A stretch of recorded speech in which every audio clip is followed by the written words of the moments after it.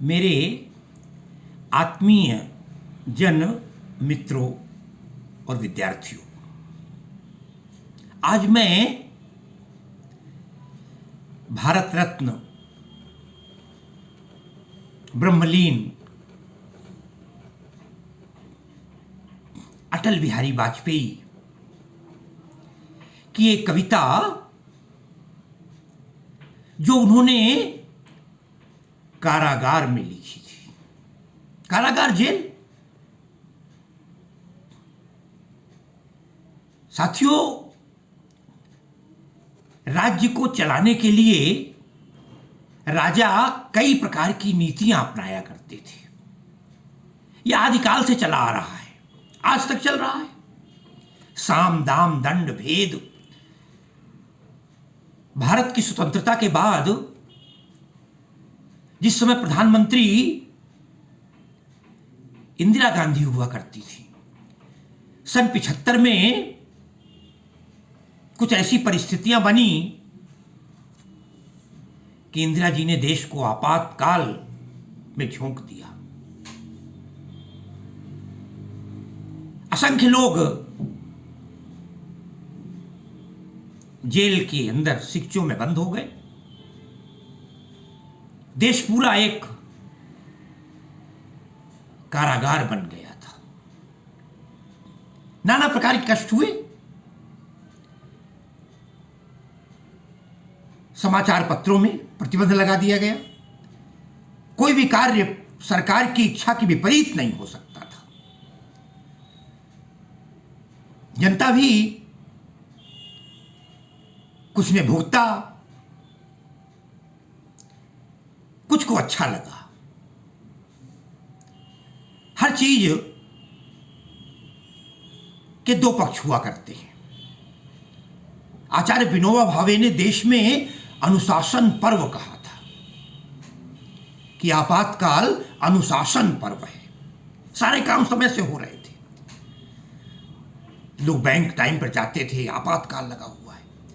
10 बजे काम शुरू हो जाया करते थे ऑफिस के। मगर लोकतंत्र में डंडे से काम उचित नहीं होता। भय के कारण काम नहीं होता है। यद्यपि भय बिन होय न प्रीति, अलग कह दी गई बात कह दिया गया।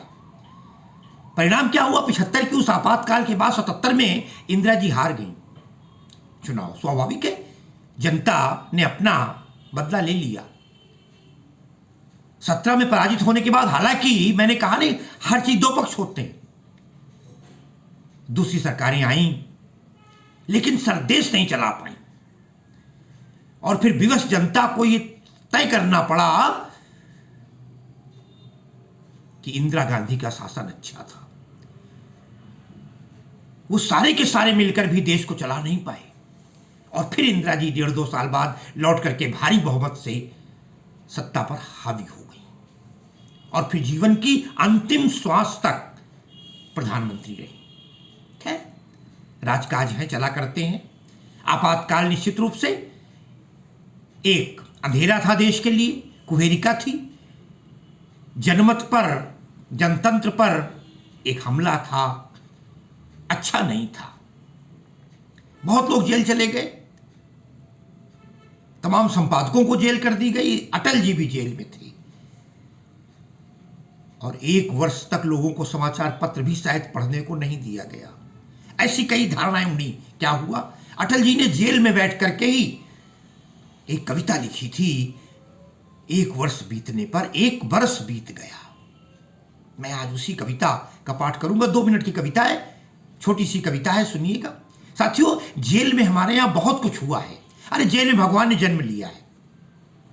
स्वयं कृष्ण का जन्म ही कारागार में हुआ है। जेल में ही पंडित द्वारिका प्रसाद मिश्र, जो यद्यपि थे तो हमारे उन्नाव जिले के, लेकिन मध्य प्रदेश के मुख्यमंत्री थे। उन्होंने जेल में स्वतंत्रता आंदोलन के समय में ही कृष्णायन नाम का महाकाव्य लिखा था। जेल की रचनाएं तमाम हैं। घर की याद कविता भवानी प्रसाद मिश्र की जेल में लिखी हुई है।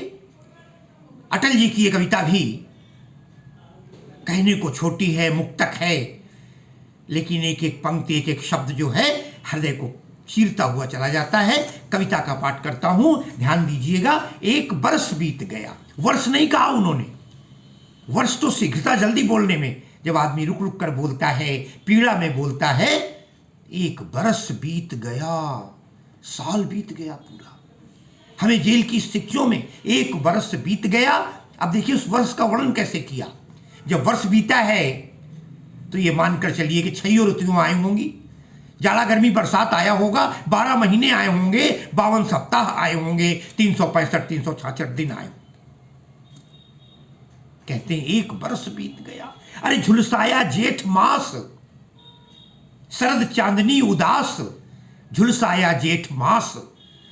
जिस प्रकार जेठ का महीना झुलसा देता है गर्मी के कारण, जेठ के दारुण आतप से तप के जगती तल जावे जला, जब गर्मी जला देती है हमें, तो ये पूरा 1 साल का समय ही पूरा जलाकर इसने रख दिया है। झुलसाया जेठ मास रूपक है। शरद चांदनी उदास, कम से कम बरसात के बाद शरद ऋतु आती है, तब लोगों को सुख मिलता है, शारदी चंद्रिका फैली रहती है। लेकिन अटल जी कहते हैं शरद और चांदनी का समय भी उदास निकल गया, गर्मी चली गई और शरद चांदनी उदास। अरे सिसकी भरते सावन का अंतर्घट रीत गया, एक वर्ष बीत गया। सिसकी भरते सावन का, सावन के महीने में गिरने वाली पानी की बूंदें मन को मोहित कर देती हैं, लेकिन कहते हैं ये सिसकी भरता रहा, ऐसा लगा सावन भी रो रहा है। सावन की गिरने वाली बूंदें हम कारागार के तमाम बंदियों के आंखों से गिरते हुए आंसू थे। सिसकी भरते सावन का अंतर्घट, जो उसका अंतर्घट था, जो अंतर की भावनाएं थी, रीत गया, खाली हो गया, आंखों से सारे आंसू बह गए, सूख गए आंसू। हम जेल की कारागारों में पड़े हुए भुगत रहे हैं। एक वर्ष बीत गया। दूसरा चरण, सीकचों में सिमटा जग। वो कहते हैं बड़ी बात गजब की है, ये जेल की कोठरी ही संसार बन गई है। जैसे कूप मंडूक कहा जाता है, कुएं का मेढक, उसी के लिए उसके जीवन होता है। कहते सीकचों में सिमटा जग, पूरा संसार इन सिकचों के अंदर दिखाई पड़ रहा है मुझे। यही हमारी दुनिया है, यही घर है, यही मोहल्ला है, यही शहर है, यही प्रांत है, यही देश है और यही विश्व है। हम इसके बाहर निकल नहीं सकते, जा नहीं सकते। वो कहते हैं सीकचों में सिमटा जग, किंतु विकल प्राण बिहग। प्राण बिहग, प्राण रूपी पक्षी व्याकुल है इस सिक्चे में, रूपक बांधा है पिंजड़े का। सिकचों में सिमटा जग, किंतु विकल प्राण बिहग। ये मन का जो पक्षी है, जो प्राण बिहग हैं, वो बाहर निकलने को व्याकुल है। क्योंकि पक्षी तो चाहता है ना, नीड़ न दो चाहे टहनी का, आश्रय छिन्न भिन्न कर डालो, लेकिन पंख दिए हैं तो आकुल उड़ान में विघ्न न डालो। हमारा शरीर तो बंद है, लेकिन जो प्राण है, प्राण रूपी पक्षी है, प्राण बिहग, ये प्राण रूपी पक्षी फड़फड़ा रहा है। किंतु विकल प्राण बिहग, धरती से अंबर तक हमारा प्राण, क्षिति से अंबर तक, धरती से आकाश तक गूंज मुक्त गीत गया। हम तो मुक्त का गीत गाना चाहते हैं, हम तो स्वतंत्रता का गीत गाना चाहते हैं। हम बंदी भोजन का गीत नहीं गाना चाहते, हम बंद नहीं रहना चाहते। हम स्वतंत्र देश के नागरिक हैं। अंग्रेजों ने बंद किया था, तब तो हम परतंत्र थे, लेकिन आज स्वतंत्र होकर अपने ही घर में बंद हो गए। जिस प्रकार अपनी ही जबान कट जाए अपने ही दांतों से, इसलिए ऐसा हुआ। गूंज मुक्त गीत गया, एक बरस बीत गया। और अंतिम चरण में वे कहते हैं पथ निहारते नयन, पथ निहारते नयन।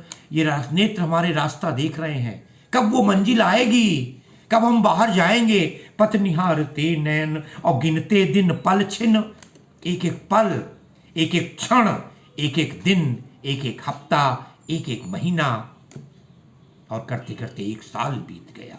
पथ निहारते नयन, गिनते दिन पल छिन। अरे लौट कभी आएगा मन का जो मीत गया, लौट कभी आएगा। क्या वे दिन आएंगे, हम स्वतंत्र होंगे, हम भी बाहर होंगे। मगर ऐसा दिन कब आएगा, उस आशा के साथ कवि अपने गीत को खत्म करता है। पथ निहारते नयन, गिनते दिन पल छिन, लौट कभी आएगा मन का जो बीत गया। 1 वर्ष बीत गया। इसी के साथ मैं अपनी वाणी को विराम देता हूँ। आज की कविता समापन के साथ आपकी बहुत बहुत शुभकामनाएं।